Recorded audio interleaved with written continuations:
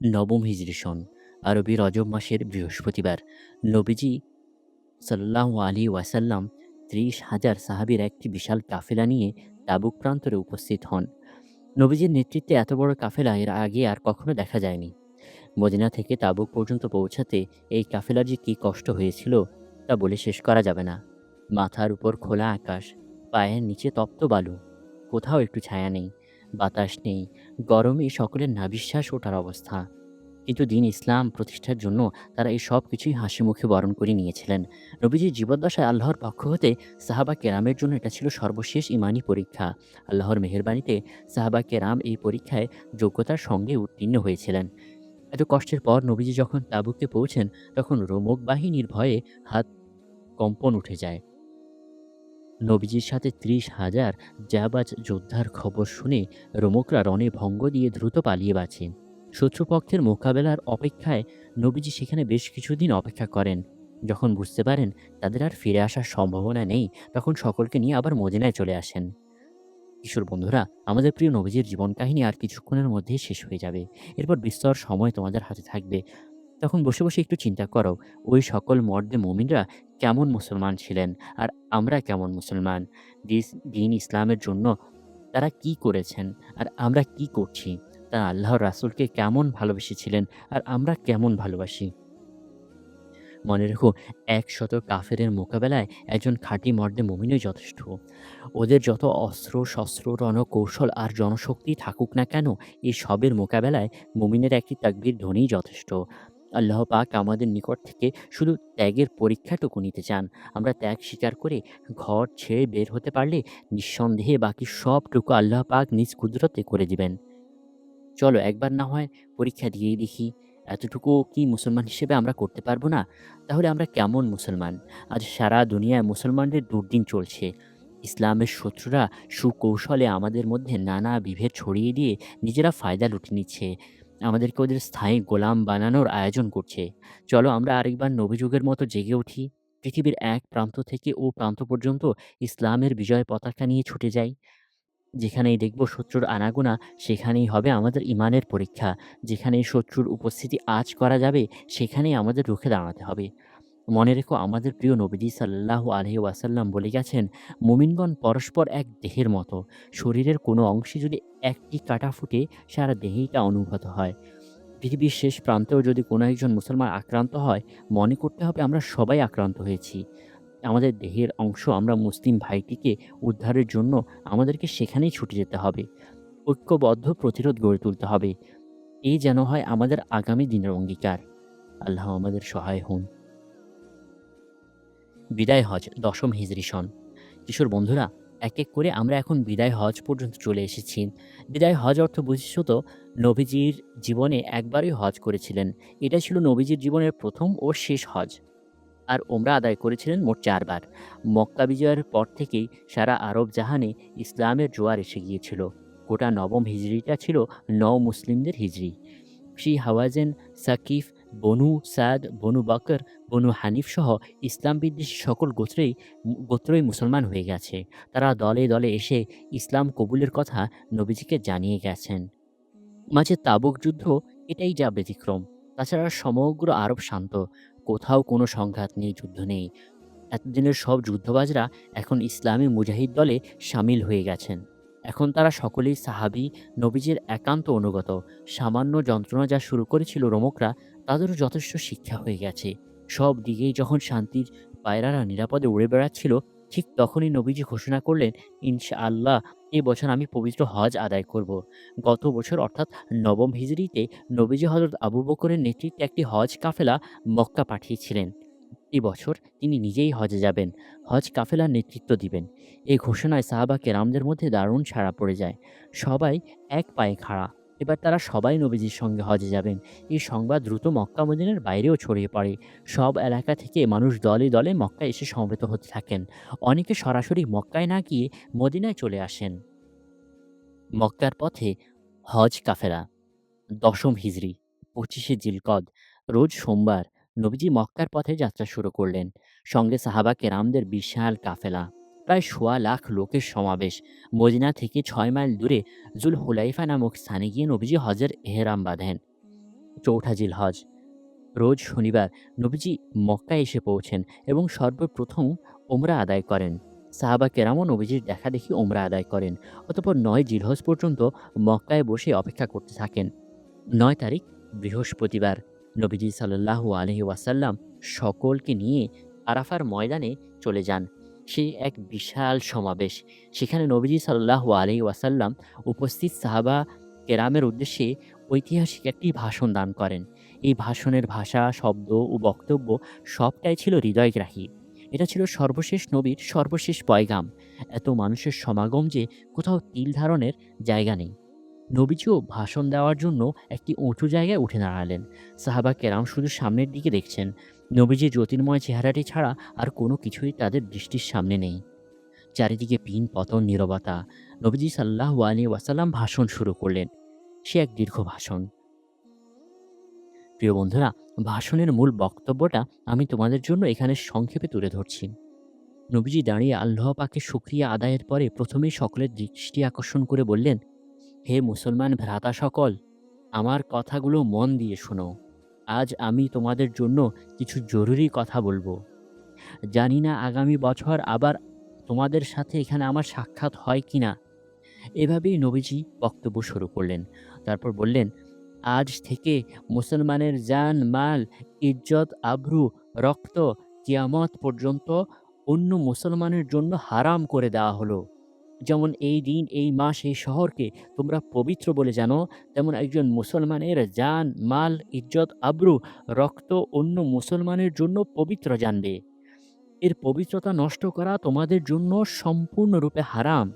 কারো কাছে কোনো ব্যক্তির আমানত গচ্ছিত থাকলে সে যেন তা আদায় করে দেয়। হে মুসলিম ভাতৃমণ্ডলী, তোমাদের নিকট তোমাদের রমণীদের কিছু অধিকার আছে, আবার তাদের কাছেও তোমাদের কিছু অধিকার আছে। মনে রেখো, সকল মুসলমান ভাই ভাই, কোনো ভাইয়ের সম্পদ তার অনুমতি ছাড়া ভক্ষণ করা হারাম। আমার পরে আবার তোমরা কাফের হয়ে যেও না, একজন আরেকজনকে হত্যা করো না। আমি যাবার বেলায় তোমাদের জন্য দুটি জিনিস রেখে যাচ্ছি। যতদিন তোমরা সেই দুটিকে আঁকড়ে থাকবে, ততদিন তোমরা পথভ্রষ্ট হবে না। একটি হলো আল্লাহর কালাম বা পবিত্র কোরআন শরীফ, আর দ্বিতীয়টি তোমাদের রাসূলের সুন্নত বা তরিকা। এরপর নবীজির কণ্ঠ একটু দরাজ হলো। তিনি তার নবতী জীবনের ২৩ বৎসরের সার সংক্ষেপ তুলে ধরলেন। বললেন, হে লোক সকল, তোমাদের প্রতিপালক এক, তোমাদের পিতা মাতা এক। তোমরা সকলেই আদম আলাইহিসসালামের সন্তান, আর আদম আলাইহিসসালাম হলো মাটি থেকে সৃষ্ট। তোমাদের মধ্যে সবচেয়ে সম্মানিত ব্যক্তি তিনি, যে বেশি খোদায় ভীরু। আরব অনারবে কোনো পার্থক্য বা শ্রেষ্ঠত্ব নেই। শ্রেষ্ঠত্বের একমাত্র মাপকাঠি হলো তাকওয়া বা খোদাভীতি। যে যত বেশি আল্লাহকে ভয় করবে, আল্লাহর নিকট সে তত বেশি সম্মানী ও শ্রেষ্ঠ। আল্লাহ পাক যে দাওয়াত তোমাদের নিকট পৌঁছে দেওয়ার জন্য আমাকে প্রেরণ করেছিলেন, আজ তোমরা বলো, আমি কি সেই দাওয়াত তোমাদের নিকট ঠিকমতো পৌঁছে দিতে পেরেছি? সমাবেশ থেকে সকলে এক বাক্যে আওয়াজ তুললেন, অবশ্যই, অবশ্যই ইয়া রাসূলাল্লাহ, আপনি আপনার দায়িত্ব যথাযথভাবেই পালন করেছেন। সাহাবা কেরামদের স্বতঃস্ফূর্ত এই স্বীকারোক্তি শুনে খুশিতে নবীজির দু চোখে অশ্রু চলে আসে। তিনি শূন্যে হাত তুলে খোদাকে সাক্ষী রেখে বলেন, হে আল্লাহ, হে আমার প্রতিপালক, তুমি সাক্ষী থাকো। এভাবে ৩ বার বলেন। নবীজির বুক তখন আবেগে ফুলে উঠেছে। দুচোখ থেকে অনবরত অশ্রু ঝরছে। তারপর বললেন, তোমরা যারা এখানে উপস্থিত আছো, তোমাদের দায়িত্ব হলো আমার এই কথাগুলো যারা উপস্থিত নেই তাদের নিকট পৌঁছে দেওয়া। ইতিমধ্যে জিবরাইল আমিন আলাইহিসসালাম আল্লাহর পক্ষ থেকে নতুন পয়গাম নিয়ে হাজির হলেন। ইরশাদ হলো, আজ আমি তোমাদের ধর্ম ইসলামকে পূর্ণতা দান করলাম এবং তোমাদের জন্য আপন নিয়ামত পরিপূর্ণ করে দিলাম, আর একমাত্র ইসলামকেই ধর্ম হিসেবে মনোনীত করলাম। এই কথা বলে নবীজি সাল্লাল্লাহু আলাইহি ওয়াসাল্লাম অশ্রু সজল নয়নে মঞ্চ থেকে নেমে আসলেন। সচেতন সাহাবা কেরাম কিন্তু সেদিনই বুঝতে পেরেছিলেন, আল্লাহর হাবিব আমাদের প্রিয় রাসূল সাল্লাল্লাহু আলাইহি ওয়াসাল্লাম হয়তো আর বেশি দিন আমাদের মাঝে থাকবেন না। তার বিদায়ের সময় ঘনিয়ে এসেছে। এরপর হজ্জের অন্যান্য কাজ সম্পন্ন করে নবীজি মদিনায় চলে আসেন। এই যাত্রায় নবীজি মোট ১০ দিন মক্কায় অবস্থান করেছিলেন। প্রিয় বন্ধুরা, নবীজির বক্তব্যের পর আর কোনো বক্তব্য আছে কি? থাকতে পারে? তিনি তার ২৩ বছর নবুয়তি জীবনের সার সংক্ষেপ এখানে বলে দিয়েছেন। তার উম্মত হিসেবে এখন আমাদের কাজ হলো সেগুলো মেনে চলা। তিনি যে দায়িত্ব আমাদের উপর অর্পণ করে গেছেন তা যথার্থ রূপে পালন করা। না হয় কিয়ামতের দিন কোন মুখে আমরা তার সামনে গিয়ে দাঁড়াবো? তার রেখে যাওয়া আমানত দিন ইসলাম যদি আমাদের অবহেলায় সামান্যও ক্ষতিগ্রস্ত হয়, আর তিনি যদি এর জন্য আমাদের নিকট কৈফিয়ত তলব করেন, তখন আমরা এর কী জবাব দেব? তার সুপারিশ ছাড়া সেদিন তো কেউ এক পাও সামনে অগ্রসর হতে পারবে না। কিয়ামতের এই ভয়াল দিবসটির কথা আমাদের একটুও কি স্মরণ আছে? আমরা তো ইসলামকে বক্সবন্দী করে দিব্যি জীবন কাটিয়ে দিচ্ছি। কোথায় ইসলাম আর কোথায় আমরা? কোথায় আমাদের নবীজির জীবন আদর্শ? এভাবে নিজ দায়িত্ব ভুলে আর কতকাল আমরা নীরবে বসে থাকব? মরতে যে একদিন হবেই। আমাদের ঘরের, আমাদের পাশের বাড়ির যে লোকগুলোকে অনেকদিন আমরা কাছে থেকে দেখেছি, আজ কিন্তু তাদের অনেকেই আমাদের মাঝে নেই। তারা কী অবস্থায় আছেন তাও আমরা জানি না। তাই বলছি, সময় থাকতেই দায়িত্ব সম্পর্কে সচেতন হওয়া উচিত। দম ফুরোলেই সবই শেষ হয়ে যাবে। একটু চিন্তা করে দেখেছ কি, আজ যাদের জন্য এত কিছু করা হচ্ছে, আমাদের মৃত্যুর পর তারা আমাদেরকে কতটুকু স্মরণ করবে? তাদের স্মরণ কতটুকুই বা আমাদের কাজে আসবে? হ্যাঁ, তাদেরকে যদি আমরা নবীজির রেখে যাওয়া তরিকার উপর রেখে যেতে পারি, তবে সেটাই হবে কাজের কাজ, দুর্দিনের একান্ত অবলম্বন। এছাড়া অন্য সব কিছুই চোখ বুজলে নিভে যাবে। ২-৪ দিন হয়তো আমাদের নিকট আত্মীয়রা সামান্য বিলাপ করবে, সুযোগ পেলে ২-১টি শোক সভাও করবে, পত্র-পত্রিকায় শোকবাণী দিবে। কোনো একজন হোমরা-চোমরা হতে পারলে বছরান্তরে একদিন হয়তো ঢাকঢোল পিটিয়ে শোক দিবসও পালন করবে। তাতে আমাদের কী লাভ হবে? ওসব আনুষ্ঠানিকতা কিছুই তো আমাদের কবরে পৌঁছাবে না। এর বিপরীতে আমরা যদি দিন প্রতিষ্ঠার সংগ্রামে শাহাদাত বরণ করতে পারি, কিয়ামতের দিন আল্লাহ পাক আমাদেরকে বিনা হিসেবে জান্নাত দান করবেন। আমাদের কবরকে জান্নাতের বাগিচা বানিয়ে দিবেন। সকাল সন্ধ্যা ফেরেশতার দল আমাদের কবরে এসে জান্নাতের সুসংবাদ দিয়ে যাবেন। আল্লাহর রাসূল আমাদের রক্তমাখা জামা নিয়ে আল্লাহর দরবারে হাজির হবেন। আমাদের নাজাতের জন্য সুপারিশ করবেন। যাবে কি তোমরা এই কাফেলায়? ওফাতে রাসূল সাল্লাল্লাহু আলাইহি ওয়াসাল্লাম, একাদশ হিজরি সন। প্রিয় বন্ধুরা, বুঝতেই পেরেছ আমরা এখন কোথায় এসে পৌঁছেছি। একাদশ হিজরি সন, অর্থাৎ নবীজির জীবনের সমাপনী বছর। বিদায় হজের ভাষণে নবীজি যে পূর্বাভাস দিয়েছিলেন, আগামী বছর আবার তোমাদের সাথে এখানে এসে মিলিত হতে পারবো কিনা জানি না। আসলে এই ভাষণেই নবীজি নিজের ওফাতের সুস্পষ্ট ইঙ্গিত সাহাবা কেরামদের দিয়েছিলেন। পরের বছর সত্যিই নবীজি আর আরাফাতের ময়দান পর্যন্ত আসতে পারেননি। এর আগেই নবীজি চিরদিনের জন্য দুনিয়া থেকে চলে যান। হজ ব্রত পালন শেষে নবীজি মদিনায় চলে আসেন। ইসলাম প্রচারের দীর্ঘ পথ পরিক্রমা পেরিয়ে এখন তিনি অনেকটা ক্লান্ত হয়ে পড়েছেন। রাত দিন হাড় ভাঙা খাটুনি আর কাফেরদের অমানসিক জুলুম নির্যাতন সইতে এখন হঠাৎ করে বার্ধক্যজনিত কঠিন সমস্যাগুলো প্রকাশ পেতে শুরু করেছে। তাছাড়া বয়সও তো হয়েছে, এখন প্রায় ৬৩। নবুয়ত প্রাপ্তির পর থেকে এই পর্যন্ত একটি দিনও শান্তিতে কাটাতে পারেননি। কাফেরদের শারীরিক মানসিক নির্যাতন তো আছেই, তার সাথে যোগ হয়েছিল সাংসারিক অভাব অনটন। কত দিন কত রাত যে না খেয়ে কাটিয়েছেন তার ইয়ত্তা নেই। ২৭টি মতান্তরে ২৯টির মতো যুদ্ধ অভিযানে সশরীরে উপস্থিত থেকে নেতৃত্ব দিয়েছেন। আল্লাহ রাব্বুল আলামিন দ্বীনি দাওয়াতের যে দায়িত্ব দিয়ে তাকে এই ধারাতে প্রেরণ করেছিলেন, সেই দাওয়াত ইতিমধ্যে প্রাতিষ্ঠানিক রূপ লাভ করেছে। এখন তার অবসর নেওয়ার পালা। আল্লাহ রাব্বুল আলামিনই তাকে অবসর দেওয়ার আয়োজন করেছেন। বিদায় হজের দিন জিবরাইল আলাইহিসসালাম এসে সেই বার্তাই পৌঁছে দিয়েছিলেন।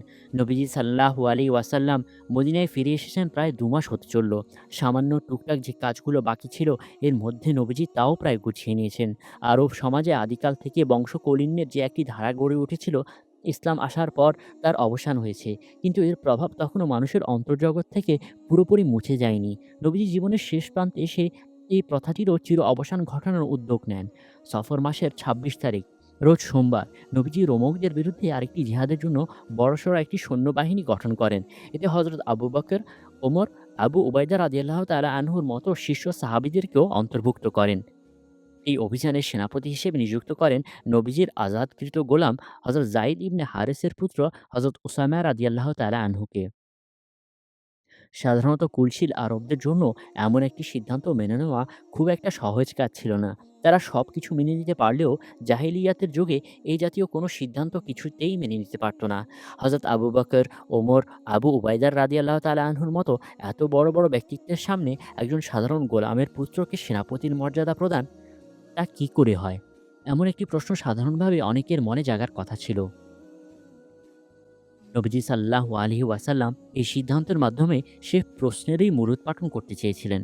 নবীজির সহচর্য থেকে এমন অলীক ভাবনা সাহাবা কেরামদের অন্তর থেকে অনেক আগেই বিলুপ্ত হয়ে গিয়েছিল। সামান্য যেটুকু ছিল আজ এই সিদ্ধান্তে তাও চিরদিনের জন্য মুছে দিল।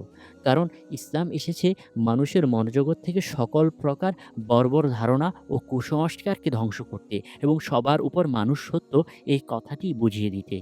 আসলে বংশ, গোত্র, বর্ণ এগুলো মানুষের কোনো বড় পরিচয় নয়। মানুষের সবচেয়ে বড় পরিচয় সে একজন মানুষ, সে একজন মুসলমান, সৃষ্টির সেরা আশরাফুল মাখলুকাত। আল্লাহ রাব্বুল আলামিন মানুষের বংশ, গোত্র, বর্ণ কোনো কিছুই দেখবেন না। তিনি দেখবেন মানুষের অন্তর। কার অন্তরে কতটুকু খোদাভীতি আছে, সেটাই তার নিকট একমাত্র বিবেচ্য বিষয়। নবীজি বিদায় হজের ভাষণে যে বাণীটি উচ্চারণ করেছিলেন, তার একটি বাস্তব নমুনা বিশ্ববাসীর জন্য রেখে যেতে চেয়েছিলেন। সেজন্য একজন গোলামের পুত্রের নেতৃত্বে আরবের সেরা লোকগুলোকে একত্রিত করে এই সেনাদল গঠন করেন। তারপর যাতে আর কেউ কোনো দিন বংশকৌলিন্যের জাহিলি প্রশ্নটি উত্থাপন করতে না পারে। মুসলমানদের মধ্যে আবু বকর, ওমর রাদিয়াল্লাহু তাআলা আনহুর চেয়ে শ্রেষ্ঠ আর কেউ নেই। তাই তাদেরকেও এই কাফেলার অন্তর্ভুক্ত করেছিলেন।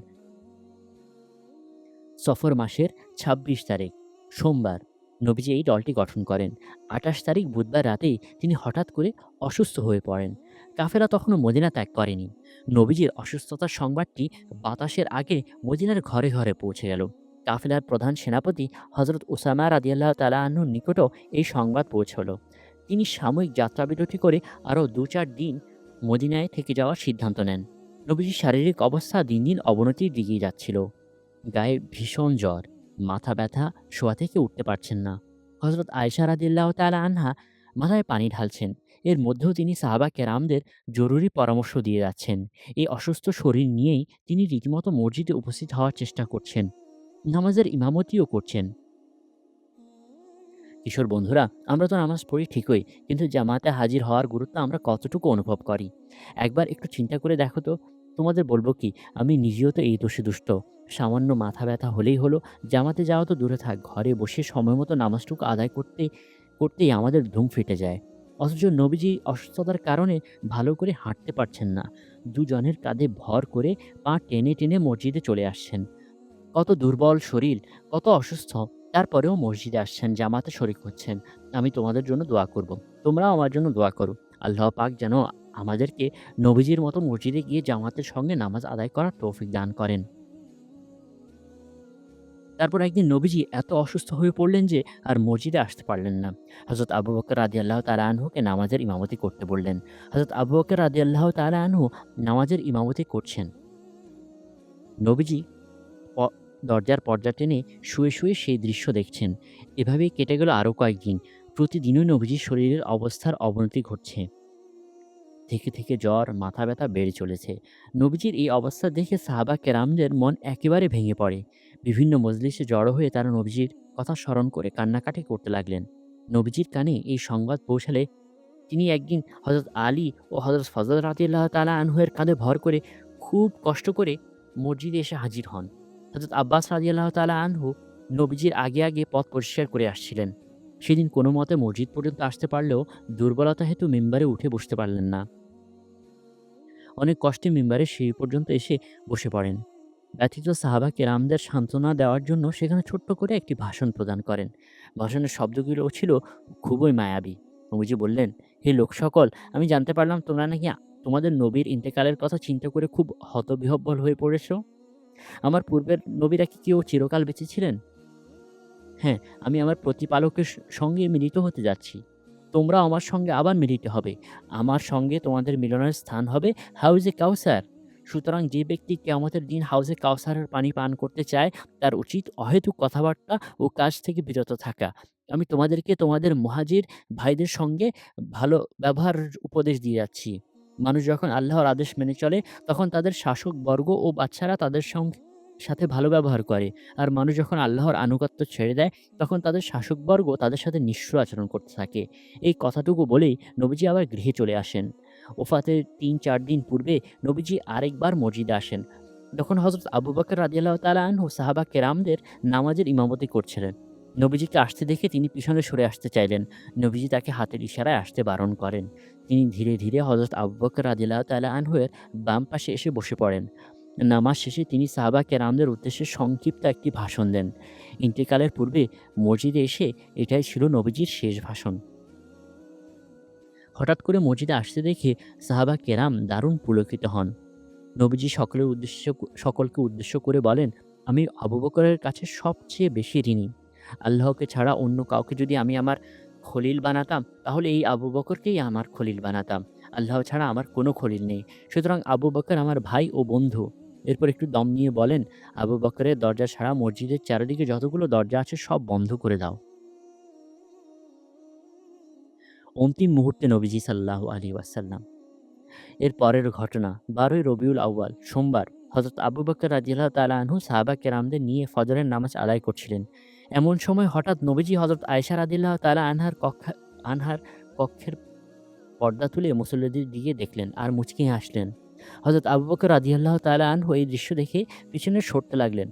নবীজিকে এমন আনন্দিত দেখে সাহাবা কেরামের মনেও খুশির ফল্গুধারা বয়ে যেতে লাগলো। পারে তো নামাজের মধ্যেই ছুটে যায়। এ অবস্থা দেখে নবীজি সাল্লাল্লাহু আলাইহি ওয়াসাল্লাম হাতের ইশারায় সকলকে শান্তভাবে নামাজ শেষ করতে বললেন। প্রিয় বন্ধুরা, আমি আর তোমাদের বিরক্ত করব না। আমাদের প্রিয় নবীজি চিরদিনের জন্য সকলকে এতিম করে এই নশ্বর পৃথিবী ছেড়েই চলে যাচ্ছেন। আর অল্পক্ষণের মধ্যে আমিও তোমাদের নিকট থেকে বিদায় নেব। নবীজির ওফাতের শব্দটি উচ্চারণ করতে আমার খুব কষ্ট হচ্ছে। তারপরেও তোমাদের ওয়াদা দিয়েছিলাম নবীজির জন্ম থেকে শুরু করে ওফাতে গিয়ে শেষ করব। আমি আমার ওয়াদা রক্ষার জন্য সেই কঠিন বাক্যটি উচ্চারণ করছি। নবীজি সাহাবা কেরামদের নামাজ পূর্ণ করার নির্দেশ দিয়ে জানালার পর্দাটি আবার ফেলে দিলেন। এই ভোরের আলোতে নবীজির শরীরটা বেশ সুস্থ মনে হচ্ছিল। বেলা গড়াবার সাথে, সাথে আবার নবীজির শারীরিক অবস্থার অবনতি ঘটতে থাকে। বেলা যতই বাড়ছিল, ততই তিনি আরও বেশি অসুস্থ হয়ে পড়ছিলেন। চারদিক থেকে মদিনাবাসী ছুটে এসে নবীজির গৃহ আঙ্গিনায় জমায়েত হতে লাগলেন। মুহূর্তে, মুহূর্তে তারা নবীজির অবস্থার খবর নিচ্ছিলেন। কোনো একজন নবীজির হুজরাখানা থেকে বের হলেই সকলে এসে তাকে ঘিরে ধরতেন। কারো মুখে হাসি নেই, মলিন মুখে সকলে বসে আছেন। আর মহান পরওয়ারদিগারের দরবারে নবীজির সুস্থতার জন্য দোয়া করছেন। কিন্তু কিছুই যে করার নেই। উপরের বন্ধুর ডাক এসে গেছে, নিচের বন্ধু কি আর বসে থাকতে পারেন? বেলা গড়িয়ে দুপুর হলো। সাহাবা কেরাম বুক ভরা ব্যথা নিয়ে হযরত আবু বকর রাদিয়াল্লাহু তাআলা আনহু এর ইমামতিতে জোহরের নামাজ আদায় করলেন। নবীকে আর এক নজর দেখার জন্য সকলে অধীর আগ্রহে অপেক্ষা করছেন। সেই ভোর সকালে নামাজের মধ্যে পর্দার ফাঁক দিয়ে এক নজর দেখেছেন, আর এই পর্যন্ত কোনো দেখা নেই। মনের মধ্যে তখন তাদের কী যে যন্ত্রণা অনুভব হচ্ছিল! আমাদের মতো মাকাল নবী প্রেমিকরা তা কি আর বুঝবে? এই কষ্ট বোঝার জন্য সাহাবা কেরামদের মতো নবীপ্রেমিক হতে হবে। তাদের মতো ঈমানি নূরে ভরা একটি পবিত্র অন্তর লাগবে। জোহরের নামাজের কিছুক্ষণ পর হঠাৎ সংবাদ এলো নবীজি আর নেই। তিনি পৃথিবী ছেড়ে পরম বন্ধু আল্লাহ পাকের নিকট সান্নিধ্যে চলে গেছেন। ইন্না লিল্লাহি ওয়া ইন্না ইলাইহি রাজিউন। প্রিয় বন্ধুরা, এর পরের দৃশ্য আমি আর তোমাদের বলে বোঝাতে পারবো না। নবীজির অসুস্থতার সংবাদই যারা সইতে পারছিলেন না, নবীজির ওফাতের সংবাদ তারা কি করে সইবেন? হযরত ওমর রাদিয়াল্লাহু তাআলা আনহু-এর মতো বিশাল জ্ঞানের অধিকারী শীর্ষ সাহাবী পর্যন্ত ধৈর্য হারিয়ে ফেলেন। তিনি খোলা তরবারি হাতে চিৎকার করে বলতে লাগলেন, যদি কোনো ব্যক্তি বলে রাসূলুল্লাহ সাল্লাল্লাহু আলাইহি ওয়াসাল্লাম ইন্তেকাল করেছেন, আমি ওমর সাথে, সাথে তার গর্দান উড়িয়ে দেব। এখান থেকেই তোমরা আঁচ করে নাও সেদিন মদিনাবাসী শোকে কী রকম মুহ্যমান হয়ে পড়েছিলেন। যে সেখানে হযরত আবু বকরের মতো জ্ঞানী ও ধৈর্যশীল ব্যক্তিত্ব উপস্থিত না থাকলে হয়তো ২-৪ টি অঘটন ঘটেও যেত। কিন্তু আল্লাহর মেহেরবানিতে ঠিক সময়ে হযরত আবু বকর রাদিয়াল্লাহু তাআলা আনহু সেখানে উপস্থিত হন এবং কোরআনে কারিমের বাণী শুনিয়ে তাকে শান্ত করেন। অনেকেরও সেদিন এমন দশা হয়েছিল। সেই কাহিনী আমার পক্ষে বর্ণনা করা সম্ভব নয়। বিভিন্ন সিরাত গ্রন্থে তার বিস্তারিত আলোচনা এসেছে, সেখান থেকে দেখে নিও। আমি যে তোমাদের ওয়াদা দিয়েছিলাম নবীজির ওফাতের ঘটনার মধ্যে দিয়ে তা পূর্ণ হলো। ওফাতকালে নবীজির বয়স হয়েছিল ৬৩ বছর। দিনটি ছিল ১২ই রবিউল আউয়াল, রোজ সোমবার, ১১ হিজরি মোতাবেক ৬৩২ খ্রিস্টাব্দ। আল্লাহ পাক আমাদেরকে নবীজির জীবন আদর্শ মতো জীবন গড়ার তৌফিক দান করুন। আমিন। ওয়া সাল্লাল্লাহু তাআলা আলা খাইরি খালকিহি মুহাম্মাদিন ওয়া আলিহি ওয়া সাহাবিহি আজমাইন।